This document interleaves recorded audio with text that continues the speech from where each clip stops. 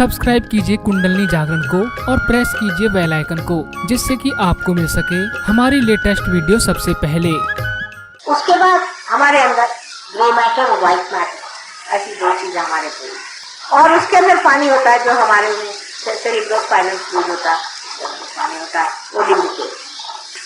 तो यह साक्षात श्रीफल जो है यही हमारा, जब इनके लिए ये फल है तो हमारे लिए ये फल। जो हमारा ब्रेन है ये हमारे सारे उत्क्रांति का फल। आज तक जितनी हमारा रिवोल्यूशन हुआ है, जो अमीबा से आज हम इंसान बने, वो सब हमने इस ब्रेन के फलस्वरूप पाया। ये जो ब्रेन है, ये सब कुछ हमने जो कुछ पाया इस ब्रेन, इसी में सब तरह की शक्तियां, सब तरह का इसी में सब पाया हुआ धन संचित। अब इस हृदय के अंदर जो आत्मा विराजती है और उसका जो प्रकाश हमारे अंदर सहयोग के बाद 7 परतों में फैलता है दोनों तरफ से,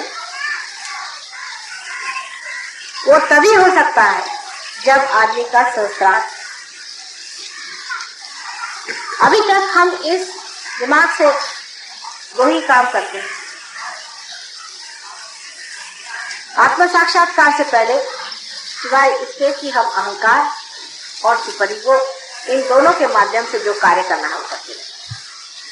अहंकार और प्रति अहंकार, या आप कहिए मन और अहम, इन दोनों के सहारे हम सारे कार्य करते हैं। लेकिन रियलाइजेशन के बाद हम आत्मा के सहारे कार्य करते हैं। आत्मा रियलाइजेशन से पहले हृदय में ही विराजमान, बिल्कुल अलग तना क्षेत्रज्ञ बना हुआ। आप देखते रहे, उसका काम वो अपना जैसा भी है देखने का मात्र वो करते रहता है, लेकिन उसका प्रकाश हमारे चित्त में नहीं, वो हमसे अलग, वो चित्त में नहीं। रियलाइजेशन के बाद वो हमारे चित्त में आ जाता है, पहले चित्त में। और चित्त आप जानते हैं कि वर्ल्ड में है।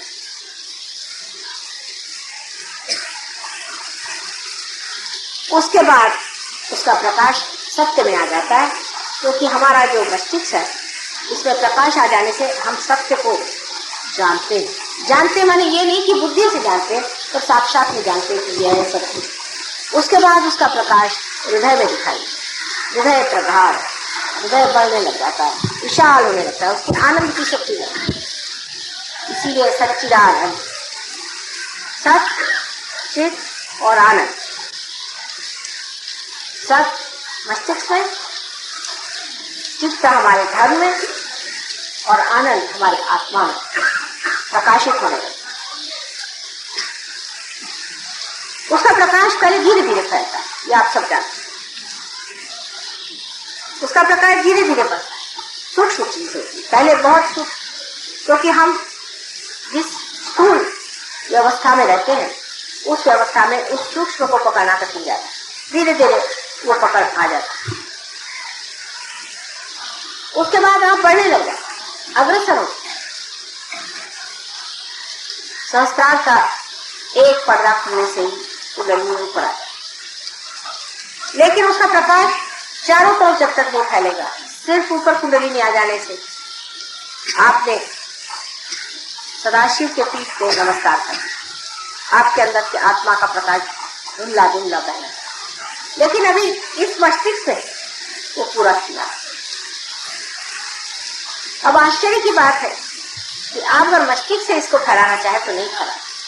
अपना मस्तिष्क और अपना हृदय, इसका अब बड़ा संतुलन दिखाना होगा। आपको तो पता ही है कि जब आप अपने बुद्धि से बहुत ज्यादा काम करते हैं तो हार्ट फेलियर हो जाता है, और जब आप हार्ट से बहुत ज्यादा काम करते हैं तो आपका ब्रेन फेलियर।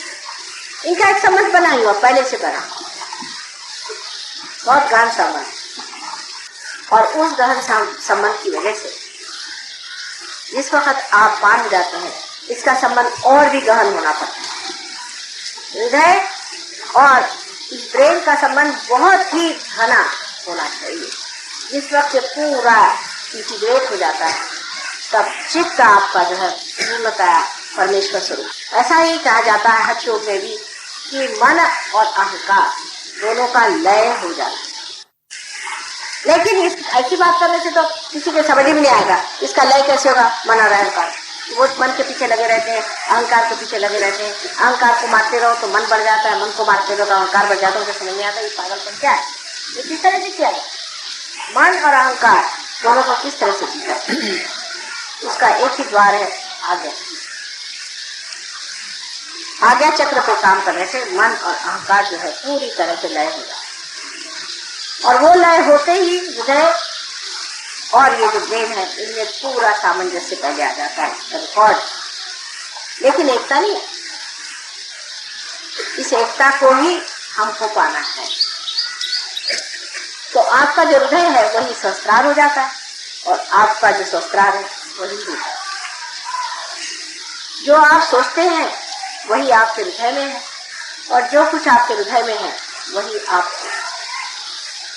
ऐसी जब गति हो जाए तो कोई भी तरह की आशंका, कोई भी तरह का अविश्वास, किसी भी तरह का भय, कोई सी भी चीज। जैसे आदमी को भय लग जाए तो उसे क्या करते हैं, उसको ब्रेन से सिखाते हैं कि देखो भाई भय करने की कोई बात नहीं, देखो तुम तो बेकार चीज को डर रहे थे, ये देखो प्रकाश लेकर। फिर वो अपने बुद्धि से तो समझ लेता है और फिर डरता है। लेकिन जब दोनों चीज एक हो जाती, आप इस बात को समझने की कोशिश कि जिस मस्तिष्क से आप सोचते हैं, जो आपके मन को समझाता है और संभालता है, वही आपका मनगढ़ हो जाए। यानी समझ लीजिए कि ऐसा कोई इंस्ट्रूमेंट हो कि जिसमें एक्सेलरेटर और ब्रेक दोनों ऑटोमेटिक हो जाए और दोनों एक। जब चाहे तो वो ब्रेक बन जाए और जब चाहे तो वो एक्सेलरेटर हो जाए और वो सब जानता है। ऐसी जब दशा आ जाए तो आप पूरे गुरु हो गए। ऐसी दशा हमको आनी चाहिए। अभी तक आप लोग काफी उन्नति कर गए, काफी ऊंचे स्तर पे हैं। जरूर आपको कहना चाहिए कि अब आप श्री फल हो गए। लेकिन मैं हमेशा आगे की बात इसलिए करती हूँ, इस पेड़ पे भी अगर चढ़ना हो तो क्या आपने देखा है किस तरह से लोग चढ़ते हैं? अगर एक आदमी को चढ़ा के देखिए तो आप समझ जाएंगे कि वो एक डोर बांध लेता है चारों तरफ से अपने, और उस डोर के ऊपर फंसाते जाता है। वो डोर जब ऊपर फंस जाता है उस पर वो चढ़ता है। इसी तरह से अपनी डोर को ऊंची फंसाते जाना। और यही जब आप सीख लेंगे तभी आपका चलना बहुत जल्दी हो। और ज्यादातर हम डोर को नीचे फंसाते हैं।